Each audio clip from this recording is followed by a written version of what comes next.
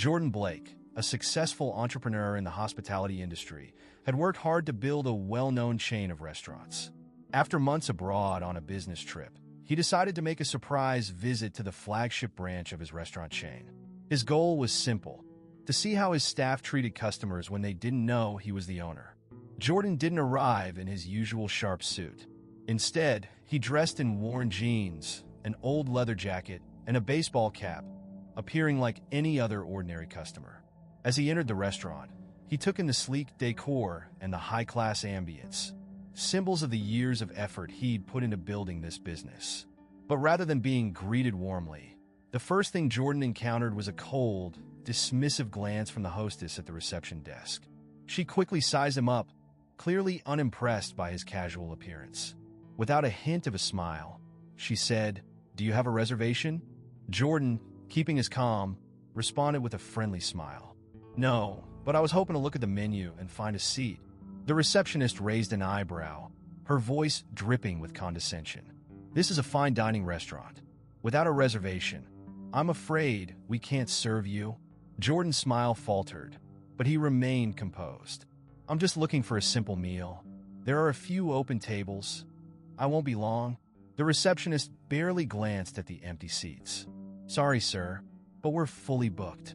Perhaps another place would suit you better," she added with a dismissive wave, implying he didn't belong. The words hit Jordan like a cold wind.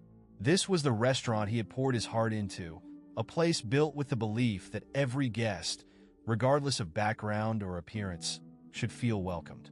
And now, in his own establishment, he was being turned away because of how he looked. Trying once more, Jordan said, "I see empty seats right there. I'd appreciate it if I could just sit down for a meal." The receptionist didn't budge. "Sir, please leave. You're not welcome without a reservation." Her tone was final, her gaze filled with disdain. Jordan took a deep breath, his disappointment growing. He glanced around, feeling the sting of being treated so poorly in a place that was meant to reflect his values of inclusivity and respect. "Do you have any idea who I am?" he asked, keeping his voice level. The receptionist barely looked at him. "I don't care who you are. We don't serve just anyone here." Jordan's patience had worn thin. "I'm going to speak to the manager," he said firmly. She smirked, clearly unconcerned. "Go ahead. It won't make a difference." Moments later, the manager appeared, hurrying over. As soon as he saw Jordan, his eyes widened in recognition. "Mr. Blake," he gasped, bowing slightly out of respect. "Welcome back, sir. Is there something wrong?" The receptionist's face drained of color. She stared in shock at Jordan, realizing the grave mistake she had made.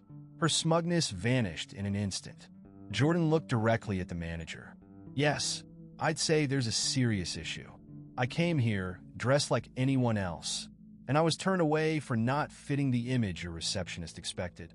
The manager, now fully understanding the gravity of the situation, turned toward the receptionist, his expression shifting to anger. "What were you thinking? Do you even realize who this is?" The receptionist stammered, "I am so sorry. I didn't know. I thought—" Before she could finish, the manager interrupted, his voice stern. "You've made a huge mistake. Apologize to Mr. Blake immediately." Tears welled up in her eyes as she faced Jordan, her voice trembling. "I'm so sorry. I didn't realize. I was wrong. Please forgive me." Jordan's disappointment was evident, but he remained composed. "This is bigger than just one mistake," he said quietly. "I need to speak with the entire staff. Call a meeting at the end of the day. I want everyone there." The manager nodded quickly. "Of course, sir. I'll make sure it happens." Later that evening, the entire staff gathered in the conference room. A tense silence filled the air as Jordan stood in front of them, his posture calm, but his expression serious. "Today, something happened that I can't overlook," he began. "I witnessed a customer, me, being treated with disrespect purely because of how they were dressed. This goes against everything this restaurant stands for." He let the weight of his words sink in before continuing. "When I founded this business, I envisioned a place where everyone, regardless of who they are or how they look, would be treated with dignity and respect. No one, no matter what, should be judged based on their appearance or background." Jordan paused, scanning the room. Our core value is respect. Respect for every person who walks through those doors. If you don't understand that, you don't belong here. The staff shifted uncomfortably in their seats. The reality of their actions was sinking in. I expect better, Jordan said, his voice firm. From now on, every single customer should be treated like they matter.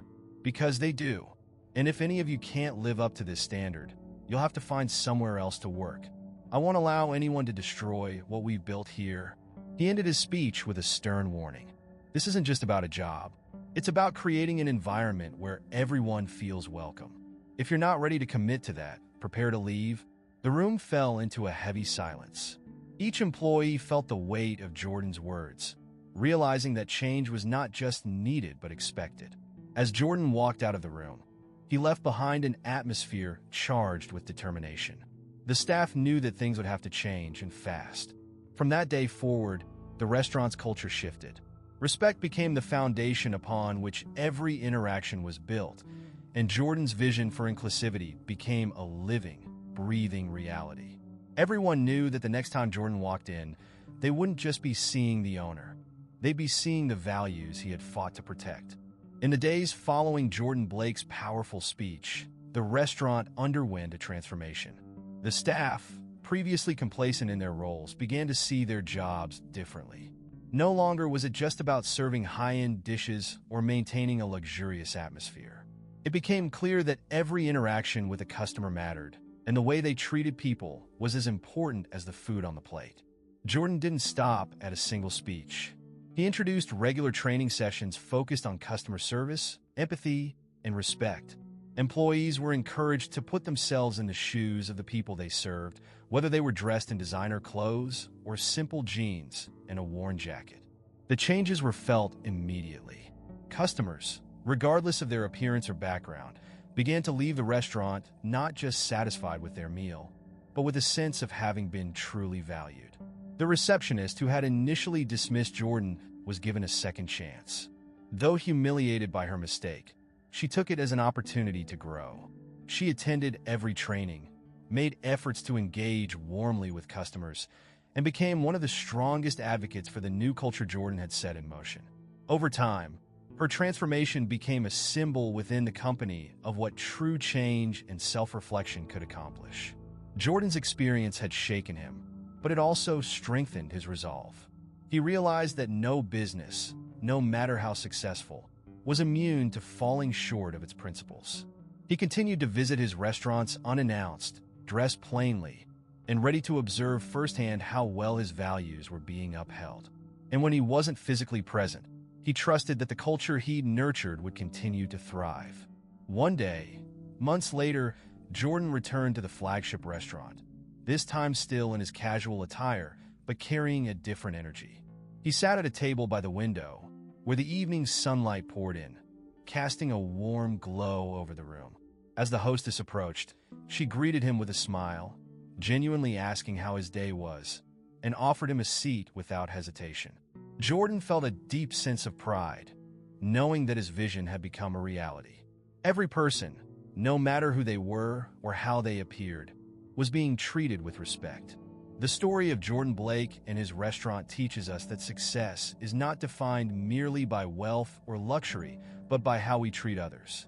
Respect and kindness are not things that can be bought or sold. They must be practiced, especially in environments where judgment based on appearance is so common. In business and life, it's easy to be blinded by external success and forget the values that truly matter. Jordan's experience shows that it's essential to keep those values at the forefront, to ensure that everyone is treated with dignity. Prejudices based on appearance or status not only harm individuals, but also undermine the integrity of the community or business. True success is rooted in empathy, humility, and the recognition that every person, no matter their outward appearance, deserves to be treated with respect. And often, it's the smallest actions, like offering a smile or a simple act of kindness, that leave the most lasting impact.